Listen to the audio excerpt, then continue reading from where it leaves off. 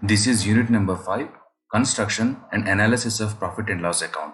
In the previous videos, we have already covered linkage between profit and loss account and balance sheet, how to measure income, how to prepare profit and loss account, some indirect expenses, and 2 methods of depreciation. In this video, we are going to see forms of profit and loss account.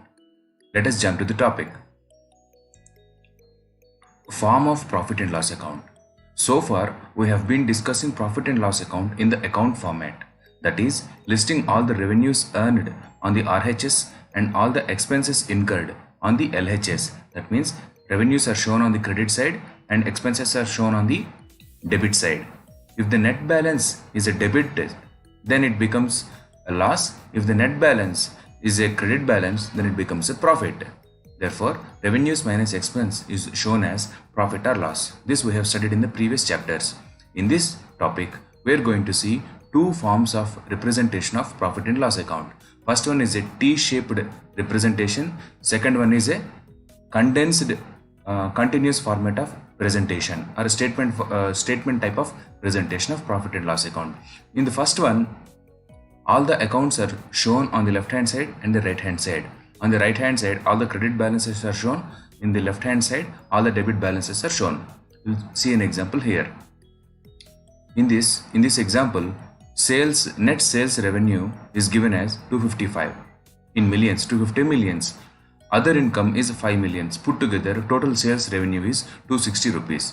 In brackets, schedule 1 and schedule 2 is given, which means the details of the total sales revenue, net sales revenue and other income revenue will be given separately in the format of schedules. The breakup of the sales will be given here. Which items are sold, how much is from which group, all those details will be given separately in a schedule. That is shown as schedule in the brackets here. In the left hand side, cost of the goods sold is given as 130 rupees. Cost of the goods sold means the purchase price of the goods utilized in generating these revenues. That is 130 rupees.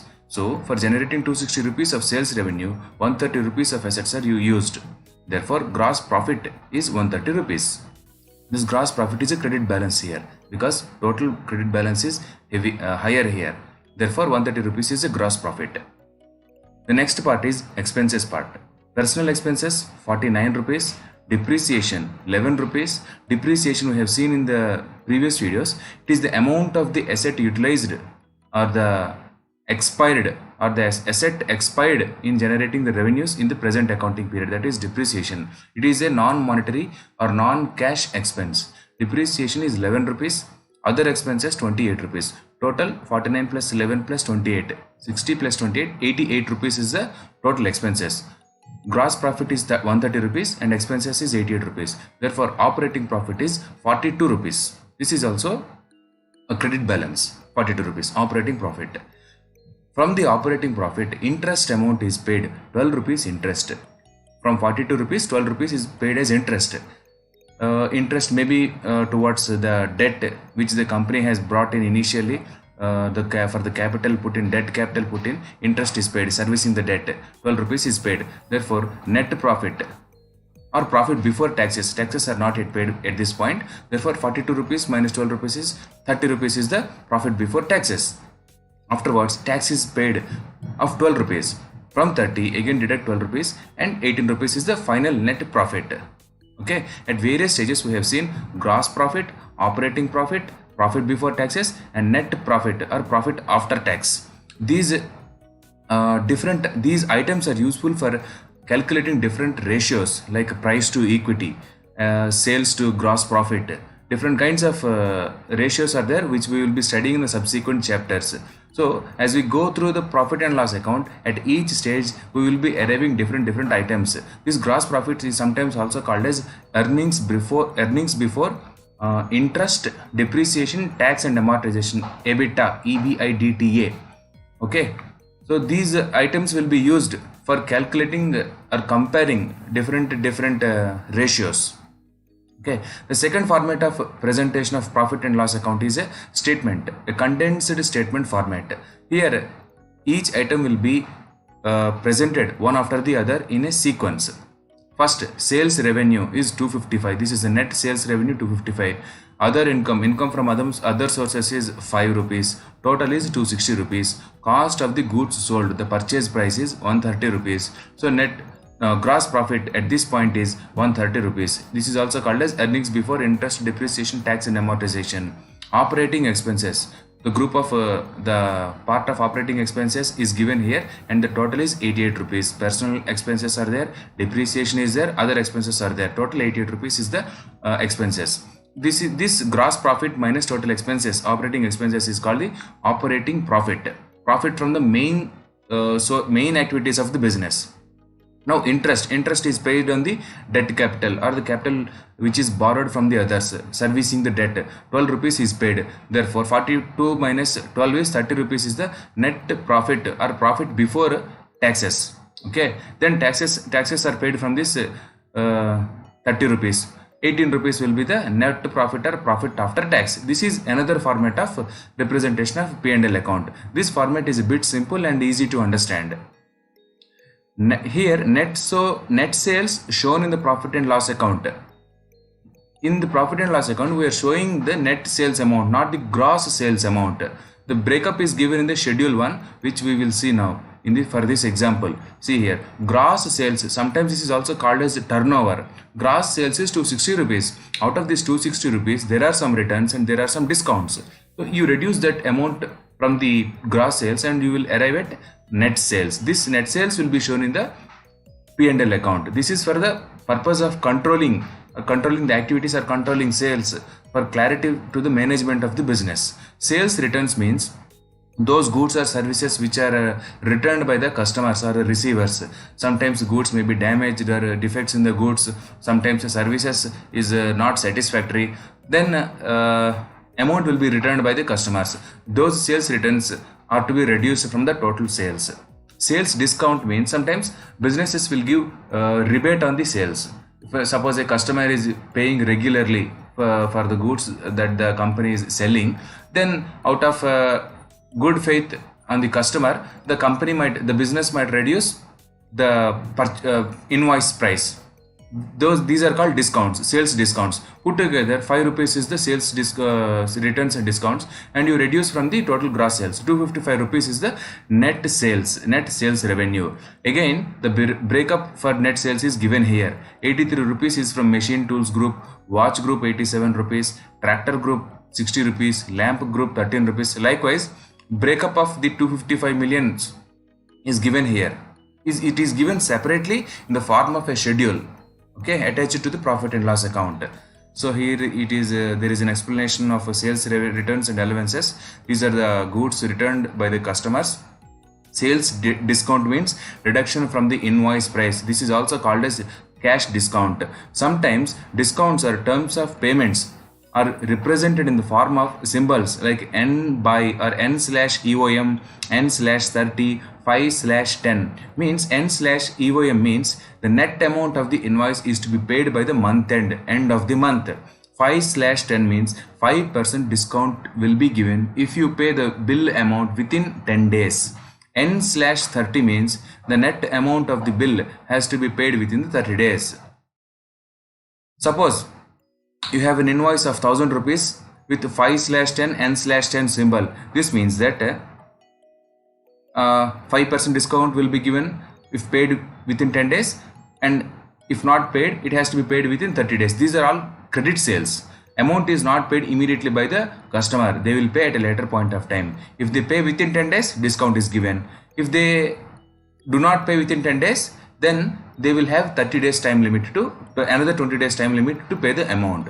So if they do not pay within the 10 days, what is the impact? What is the consequence? They will be losing 5% discount for the 20 days credit.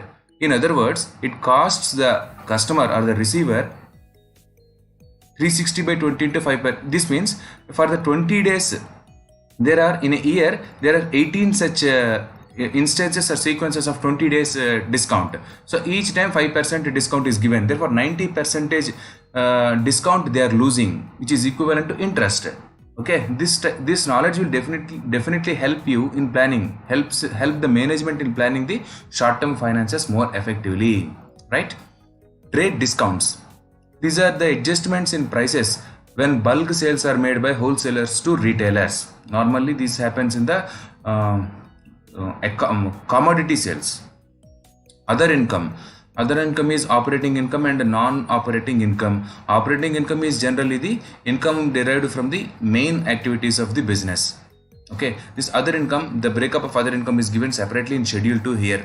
Interest from banks. Banks means banks will pay interest if separate fixed deposits are opened, or interest on some special accounts or savings accounts. So interest paid by the banks is 0.5 rupees to the company.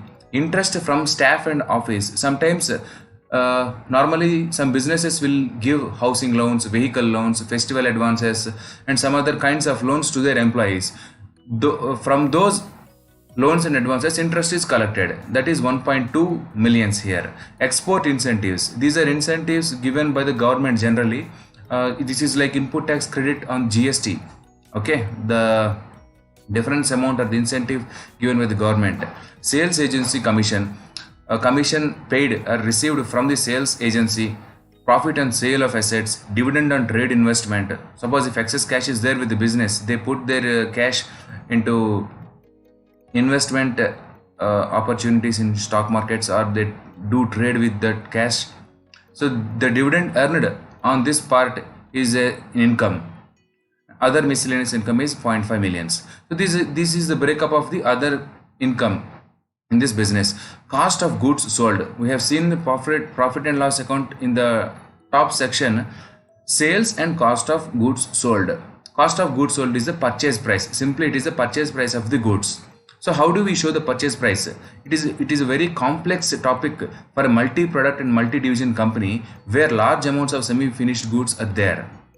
Whereas for a small companies or a trading type of companies where commodities are exchanged, there identifying the cost is very easy. It is like for each unit bought, what is the for each unit sold, what is the cost of the item that is bought.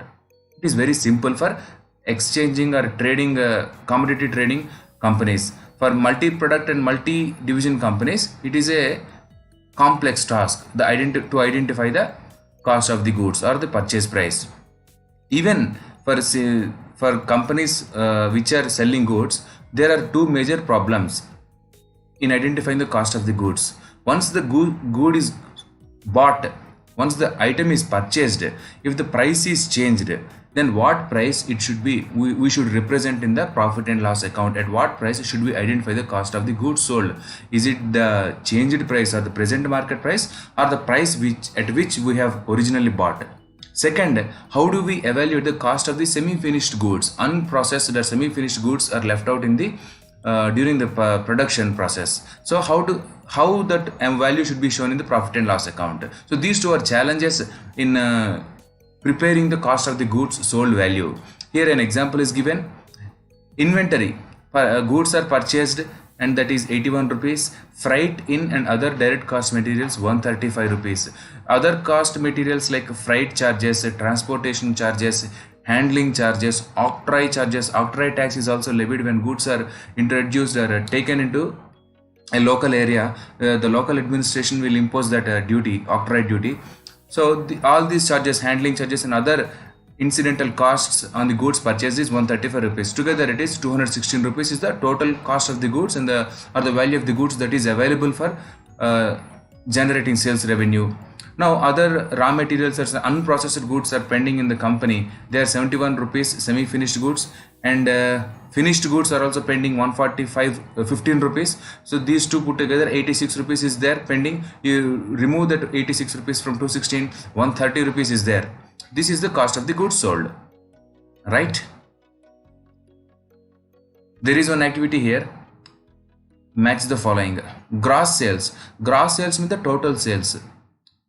Total sales means total invoice value of goods sold during the period. Option number 2.